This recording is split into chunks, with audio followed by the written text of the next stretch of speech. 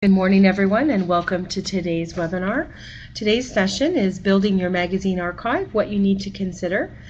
This webinar is designed to provide publishers with an overview of motivations, processes, and other factors that go into building a magazine archive. Our presenter today is Jason MacDonald. Jason's a member of our team here at INM. He's our project manager for Reach ePublishing.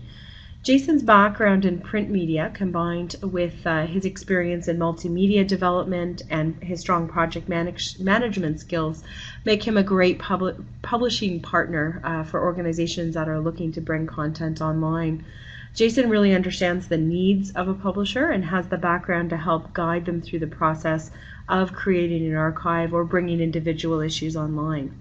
My name is Andrea Simmons, and I'm the Marketing Director here at INM. I'm going to be your host today, and we'll be able to help you out with any questions or issues as Jason presents today. On the left-hand side of your screen, you're going to see a chat panel. If you have any comments or questions, please feel free to type those in there. We're going to save some time at the end of the presentation. We'll take about 10 minutes for questions at that point. So if you do have anything that comes to mind throughout, pop it into the chat window and I'll keep that for the end of the session. And also, if you have any questions or issues with the delivery of the content or the audio or the connection, feel free to type that there. I'll be there to help you out throughout. So without further ado, let's get started on the content. So welcome to today's webinar, and over to you, Jason. Good morning, everyone. Before we begin, I just wanted to take a couple of moments to review our agenda for today. First, we're going to start off with a bit of an introduction and then look at some of the motivations and how you can get started with an archive project. We'll then discuss the process of what's involved, digitizing and validating your content, how your content can be organized, and finally, we'll give you a bit of information about INM and look at some of the recommended next steps. So let's get started. When looking to build an archive, the first question you're going to want to ask yourself is, does an archive make sense? This is often a very difficult question to answer because it depends on your business objectives, reader habits, as well as the type of content you publish. The easiest way to approach this question is to first look at your content and see if it has value over time and if your readers would benefit from searching or reading back issues of your publications. Depending on the genre, the value of the cross-document searching is more valuable to some publications than others.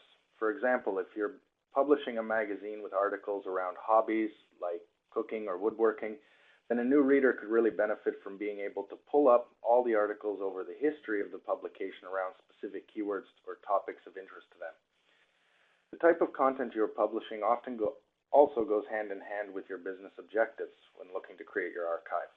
If your objectives are to create a subscription-based website and generate new revenue, content that dates quickly or is not relevant in past publications generally has less direct value in making it available in an archive. In addition to what type of content you have, you need to analyze how your readers engage with your content, whether you already offer a digital edition. This is important to ensure that you choose the type of archive that will allow you to publish your content in the best way that suits your readers' habits. In looking at the example of a hobby publication, the reader is interested in tackling a project. They very often need to have a copy of the magazine in print or digital available from within their workshop or their kitchen.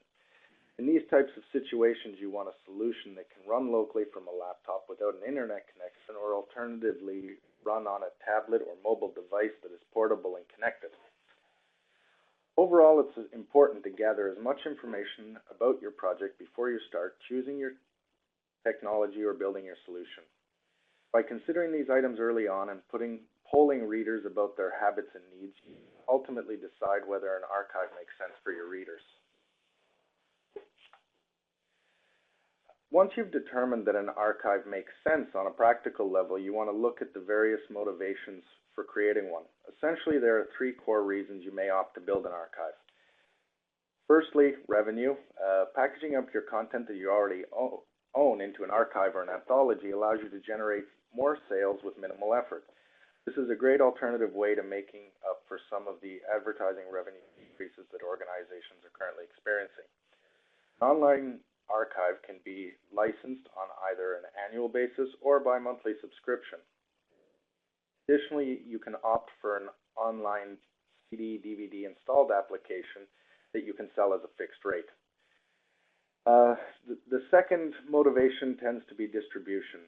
In some cases, the motivation for providing back issues is less about direct revenue and more about improving access to information or content distribution.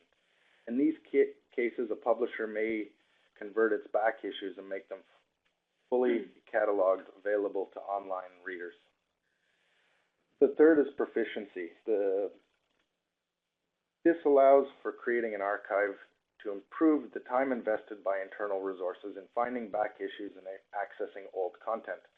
For many publishers, this is not sufficient motivation, but for some, just the archiving element and preserving may be valuable enough to justify the costs. Once you've decided to move forward with your project, many publishers are stumped as to where to begin.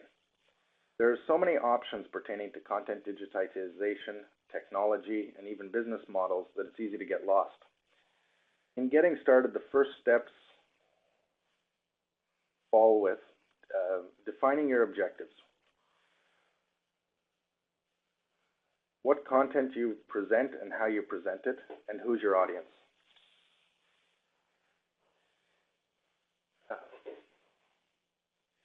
Often, one of the limiting factors in packaging existing content into a new format is the legal rights. This is particularly when a publisher contracts freelancers to write and deliver content, or when photos or artwork is purchased for use. It's important that when you sign contracts with content suppliers that you leave the door open for future reuse of this content. If your current contracts don't permit redistribution, there's still hope. You may be able to negotiate a new arrangement on distribution. If your project is simple as about expanding each reach and will not result in additional direct revenue for your organization, it is possible that your suppliers may simply grant you the rights to distribute it.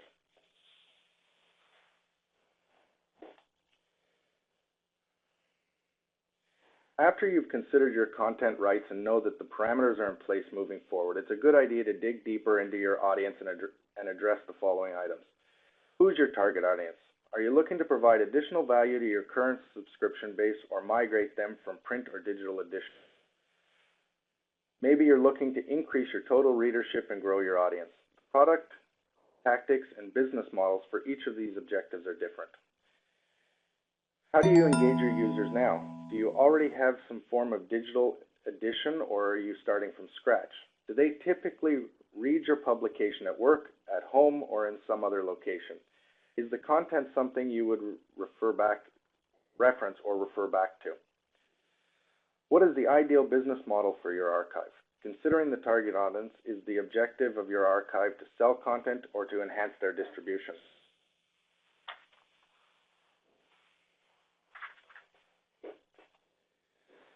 Once you've identified your audience, then you can decide what type of technology platform best suits their needs. In addition to the audience, you may also want to consider content when you look at your technology development choices. Your ability to go online and distribute content offline depends particularly on the content ownership and legal rights, as we discussed previously. It also depends on the type of content that you are presenting and how users will interact with this. In looking at the distribution options, there are generally three. Online, this typically refers to a web-based application that readers log into to access. They can search and view documents on screen. Everything is virtually accessed and stored. Secondly is offline. This is typically a CD, DVD installed application that is delivered to the reader and is used completely offline. The content is fixed and frozen at the time of production. And lastly, a hybrid model that blends the two. The content may be delivered offline, but the archive has the ability to connect to the internet for updates. There are also possibilities of having an archive that operates in a connected or partially connected mode, but is mostly online. The best choice for your publication not only depends on your readers and how they engage with your publication, it also depends on the technical differences between the various solutions. Hybrid applications are by far the most flexible solution. It allows you to control your content from the server as well as allow readers the flexibility to install the application on their desktop or laptop and synchronize data and software updates when an internet connection is available. The downfall to these solutions is typically are very expensive to develop because they require servers as well as desktops and require sophisticated synchronization routines. Offline applications are generally very well received by readers because they have purchased a physical product. The only real downfall to this approach is that they are normally more expensive because of duplication costs. And additionally, maintaining the application and adding new features is difficult because distributing or sending those updates out is costly and